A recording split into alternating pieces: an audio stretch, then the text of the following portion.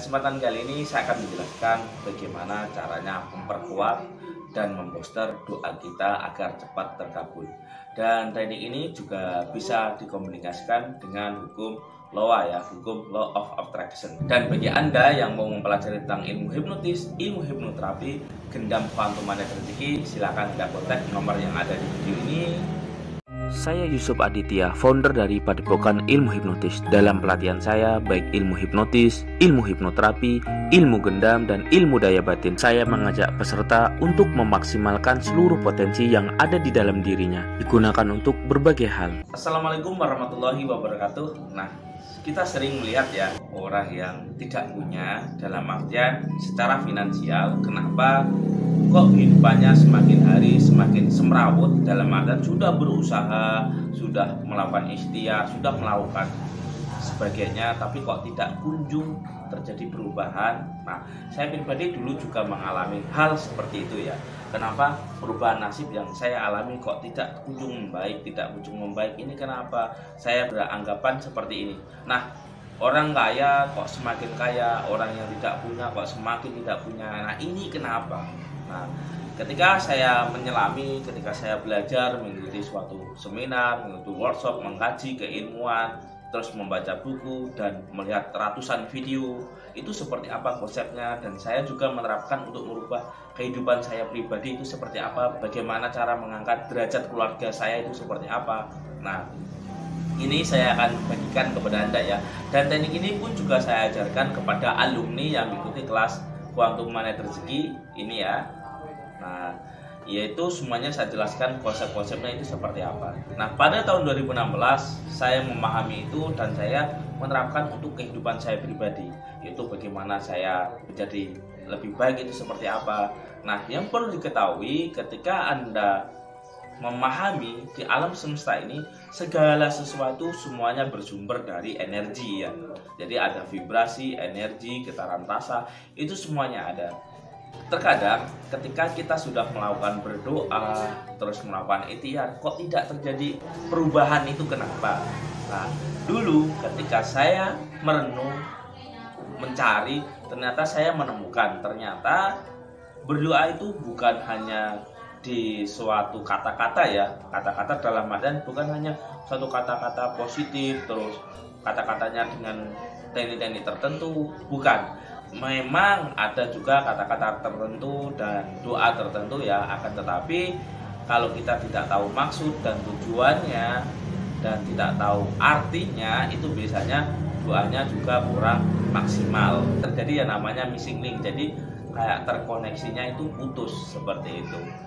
Doa yang efektif itu sebenarnya adalah doa menggunakan yang namanya getaran rasa. Nah, getaran rasa ini, frekuensi ini bisa kita kirim selama 24 jam ya. Bukan hanya waktu kita berdoa 5 menit, setelah itu kita selesai, bukan seperti itu. Nah, seperti itu juga bisa, tapi bagi saya itu kurang tepat ya, dalam artian kurang worth it. Nah, ini menurut pemahaman saya. Nah, yang dimaksud berdoa di sini adalah kita berdoa selama 24 jam itu dengan getaran rasa. Apa yang kita akses setiap hari itu seperti apa yang kita rasakan itu seperti apa. Kalau kita sering berdoa, contohnya seperti ya Allah, ya Tuhan, aku pengen kaya, aku pengen seperti ini. Nah, itu sejatinya kita sedang merasakan fokus kepada kekurangan. Jadi alangkah baiknya kita rasakan doa itu, kita merasa happy, enjoy, penuh syukur, kehidupan berlimpah. Nah, kita bisa lakukan itu. Nah, ketika sudah melakukan itu, setelah itu kita jaga yang namanya vibrasi yang ada di dalam diri kita. Jadi konsep berdoa yang saya kembangkan, terus yang saya lakukan pemahaman untuk diri saya pribadi. Nah, ini bisa Anda terapkan ya. Jadi berdoa itu setidaknya getaran rasa ini yang kita kirim ke alam semesta, kita kirim ke Tuhan. Nah, dari Tuhan baru doa itu mewujud ke alam semesta ini dan hadir di dalam kehidupan kita. Jadi konsepnya seperti itu ya. Kenapa? Ketika orang berdoa, kata-katanya sama, ininya sama, tapi kok hasilnya berbeda. Nah, saya pribadi dulu juga mengalami seperti itu. Doanya sama, diajarin sama, kenapa kok nggak worth it ya, kok nggak menghasilkan, itu kenapa? Nah, ketika saya mendalami lagi, mengkaji lagi, memahami lagi, ternyata doa yang dipanjatkan oleh orang yang kaya, orang yang sudah berhasil, maka biasanya doa itu penuh rasa syukur, rasa gembira ya, bukan doa yang penuh keluh kesah. Nah, ini yang membuat getaran yang kita kirim ke Tuhan, ke alam semesta, itu adalah getaran yang tidak baik, sehingga yang hadir justru sebalikannya, yaitu hal-hal yang tidak enak dalam kehidupan kita, sehingga doa itu tidak worth it ya. Meskipun doa itu terpancarkan, akan tetapi ketika dia hadir, datang, itu terjadi namanya sinyalnya rusak ya kalau dianalogikakan. Jadi kalau di logika seperti itu, jadi kita panjatkan kita kirim frekuensi ke Tuhan, setelah itu doa itu kembali lagi ke alam semesta, mau hadir ke kita, tapi ini frekuensinya dia beda dengan kita.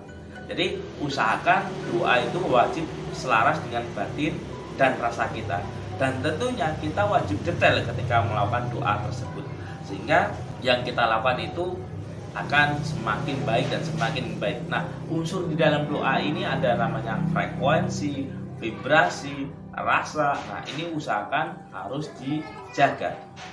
Nah, semakin kita jaga frekuensi kita, rasa kita, maka frekuensi ini lama-lama akan semakin kuat. Karena nanti akan berkaitan dengan hukum alam semesta, yaitu hukum tarik-menarik, hukum tabur tuai, hukum getaran, hukum resonansi, hukum vibrasi. Jadi semuanya saling berkaitan ya. Akan tetapi segala sesuatu untuk meremot kehidupan kita, kalau di TV itu enak ada remote-nya. Nah, tapi kalau kehidupan ini apa remote-nya? Apa indikatornya? Jadi secara riset, secara pemahaman yang saya pelajari, jadi indikatornya adalah di getaran pikiran kita. Wajib pikiran positif, perasaan positif, dan ini wajib dijaga terus menerus. Biar apa? 24 jam kita melakukan frekuensi pengiriman sinyal ke alam semesta, sehingga sinyal tersebut akan kita tangkap ke frekuensi yang baik. Berbeda kalau kita tiap hari melakukan siaran frekuensi yang buruk, misal kita sering mengeluh, sering kurang percaya diri, terlalu ambisi, dan sebagainya. Nah, ini biasanya yang hadir ke dalam kehidupan kita itu hal-hal yang tidak menyenangkan. Nah, inilah rahasia kenapa orang kaya semakin kaya dan orang yang miskin kok semakin miskin. Kelihatannya tidak adil ya. Akan tetapi memanglah seperti itu. Kenapa? Frekuensi yang dikirimkan ini dia berbeda. Nah, semuanya jelas ya. Jadi segala sesuatu kalau kita kirimnya dengan perasaan syukur, enjoy, penuh rasa damai, nah ini biasanya rezekinya menjadi berkah. Nah, ketika rezekinya berkah, secara otomatis itu akan mempengaruhi kehidupan kita. Nah, ini yang saya terapkan dan juga saya ajarkan di kelas Kuantum Magnet Rezeki ya. Dan alhamdulillah selain saya terapkan untuk diri saya pribadi dan banyak alumni yang sudah membuktikan. Nah, ini contoh testimoninya ya. Nah, Anda bisa lihat. Nah, begitu luar biasanya dan begitu dahsyatnya ya. Jadi semuanya itu dipengaruhi dari faktor yang ada di dalam diri kita, juga faktor dari luar diri kita. Nah, dari luar diri kita itu yang saya maksud adalah pekerjaannya juga, terus bagaimana attitude cara bekerjanya seperti apa, selain faktor yang ada di dalam diri seseorang. Faktor di dalam diri seseorang itu banyak sekali ya. Ada yang namanya impian, keikhlasan, rasa syukur, rasa damai, keyakinan. Nah, terus rasa yang diakses setiap hari itu apa? Kalau yang dirasa adalah hal-hal yang negatif, maka bisa dipastikan baik secara pekerjaannya itu juga kurang worth it ya, atau kurang maksimal. Nah, ini adalah tata cara bagaimana kita menghadirkan doa itu biar makbul. Dalam artian doa itu harus selaras antara batin dan pikiran. Jadi selama batin kita belum selaras, belum tenang, belum enjoy, nah maka secara tidak langsung yang terjadi adalah mental block yang ada di dalam diri kita itu akan semakin kuat, sehingga hal-hal keajaiban, hal-hal yang kita inginkan justru dia akan semakin menjauh dan menjauh. Dan ini biasanya kita sering menyebutnya, kok enak ya orang itu, semakin kaya kok tambah kaya, yang miskin kok semakin miskin dan semakin susah. Nah, akan tetapi semuanya doa itu dikabulkan ya oleh Tuhan Yang Maha Esa. Akan tetapi terkadang diri kita ini yang kurang tepat frekuensinya dan kurang selaras, seperti itu. Jadi selama siaran kita belum selaras, belum sefrekuensi, belum sevibrasi, itu biasanya getaran yang masuk ke dalam kehidupan kita itu kurang kenceng ya, kurang maksimal. Istilahnya kita belum menyiapkan wadah yang besar. Jadi konsepnya seperti itu. Selama kita belum menyiapkan wadah yang besar, belum menyiapkan rasa yang besar, rasa frekuensi batin kita belum selaras dengan hukum-hukum kelimpahan, maka bisa dipastikan kelimpahan itu hadir di dalam kehidupan kita juga kurang maksimal. Oke, mungkin ini yang bisa saya berikan buat Anda semuanya, dan bagi Anda yang mau mempelajari tentang kekuatan pikiran bawah sadar, menghipnotis seseorang dengan mudah, mempengaruhi seseorang dengan mudah, dan bagaimana caranya melakukan hipnoterapi dan menghapus mental block, silahkan Anda kontak nomor yang ada di video ini dan ikuti kelas pelatihan saya. Oke, sekian dari saya Yusuf Aditya Sairi, wabillahi taufik walhidayah. Wassalamualaikum warahmatullahi wabarakatuh. Salam hipnosa.